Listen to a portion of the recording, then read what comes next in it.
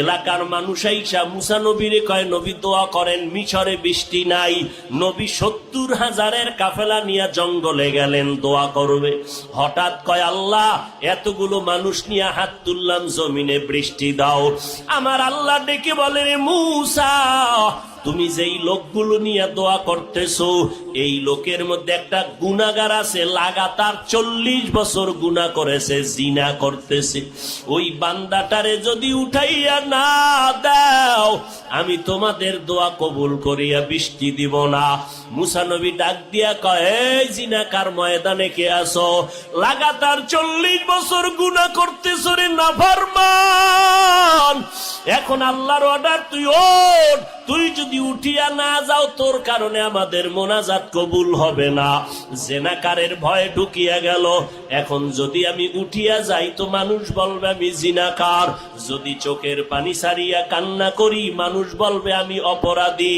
এইবার একটা কাপড় মাথার সামনে রাখিয়া, চেহারাটারে ঢাকিয়া, আস্তে আস্তে আমার মালিকের কলিজা ভরিয়া ডাক দিছে, ও দয়ার মালিক,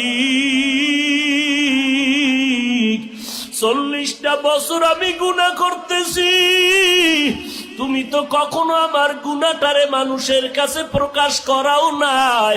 তুমি দয়ার চাদরের মধ্যে তো আমারে রাখছো, আজকে মুসা নবীর সামনে আমাকে কেন তুমি প্রকাশ করাইবা? ও আল্লাহ, তওবা করলাম, আর গুনাহ করব না, জীবনে আর গুনার কাছেও যাব না রে আল্লাহ, তুমি আমারে দয়া করিয়া মাফ করিয়া দাও। এবার হঠাৎ করে মুসা নবী দেখতেছে আকাশটা মেঘাচ্ছন্ন, বৃষ্টি পড়াও শুরু হয়ে গেল। মুসা নবী বলেন, আল্লাহ, আপনি যাকে উঠতে বললেন সে তো উঠে নাই, আবার বৃষ্টি দিলেন কেন? আল্লাহ বলে, রে মুসা, যার কারণে বলছি বৃষ্টি দিব না, তার কারণেই জমিনে বৃষ্টি দান করলাম। আল্লাহর নবী বলেন, তা কেমন করে? আল্লাহ বলে, মুসা, তুমি কি জানো না আমার একটা নাম গফফার, আমার একটা নাম সত্তার, আমার একটা নাম রহমান। ওরে গুনার পাহাড় নিয়েও যদি কোনো বান্দা একটু ডাক দেয় মালিক, ও আল্লাহ, তুমি আমারে মাফ করিয়া দাও।